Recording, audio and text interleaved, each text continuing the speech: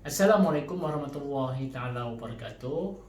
Hari ini Ustaz bersua kembali video pendek berkaitan dengan bidang akhlak tazkiyatun nafs, mendekatkan diri kepada Allah Taala. Jadi sebelum kita layan video ini, sila subscribe video ini supaya Ustaz lebih semangat untuk membuat video yang akan datang. Silakan.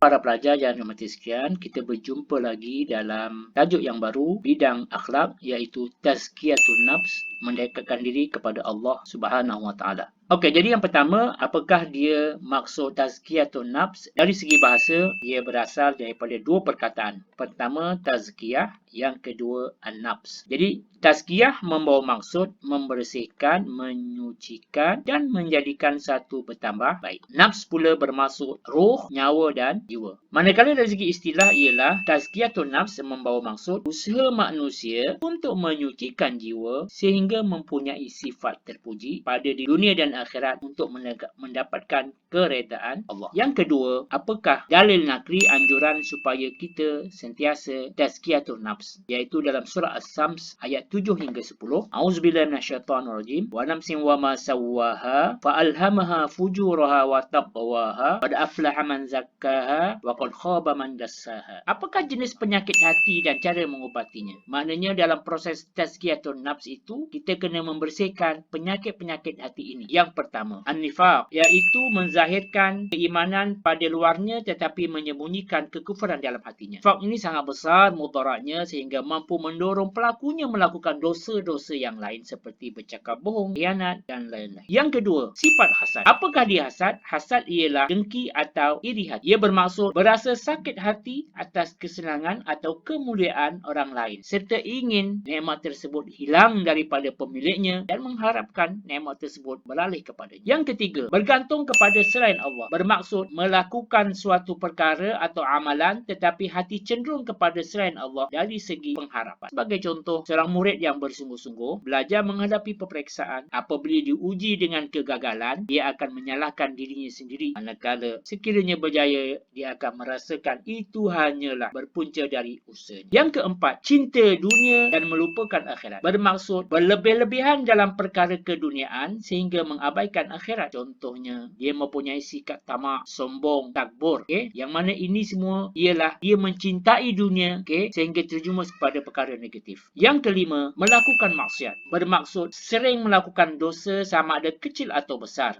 Antara perkara maksiat tersebut ialah berjudi, minum arak, berzina, mencuri dan seumpamanya. Kesimpulannya, antara sifat-sifat penyakit hati yang perlu kita hindari ialah pertama, nifaq. Yang kedua, hasad dengki. Yang ketiga, bergantung kepada selain Allah. Yang keempat, cinta dunia, melupakan akhirat. Dan yang kelima, sering melakukan maksiat. Seterusnya, bagaimana kita merawat penyakit-penyakit hati tersebut. Jadi perkara ataupun cara merawat penyakit tersebut ialah yang pertama, muhasabah diri, iaitu perbuatan menilai diri, fikiran, pendirian dan sebagainya. Yang kedua, bagaimana cara kita merawat hati, iaitu dengan menginsafi diri, segera sedar akan kesilapan diri serta mengingati Allah dan bersegera membaikinya. Selagi tiada keinsafan, seseorang itu akan hanyut dengan perbuatan dosanya. Sang murid yang mempunyai sifat dengki, apabila dia sedar akan kewujudan sifat tersebut dalam hatinya, maka dia akan mengusir sifat tersebut dengan penuh keinsafan. Yang ketiga, sentiasa beristighfar. Menurut Imam Al-Ghazali, taubat adalah pembersihan dan penyucian hati daripada dosa. Yang keempat, manusia merupakan makhluk yang lemah dan sentiasa bergantung kepada Allah. Oleh sebab itu, doa ialah sebaik-baik cara untuk kita berharap kepada Allah Subhanahu Wa Taala. Dan yang terakhir ialah bagaimana cara kita membersihkan diri pada perkara-perkara mazmumah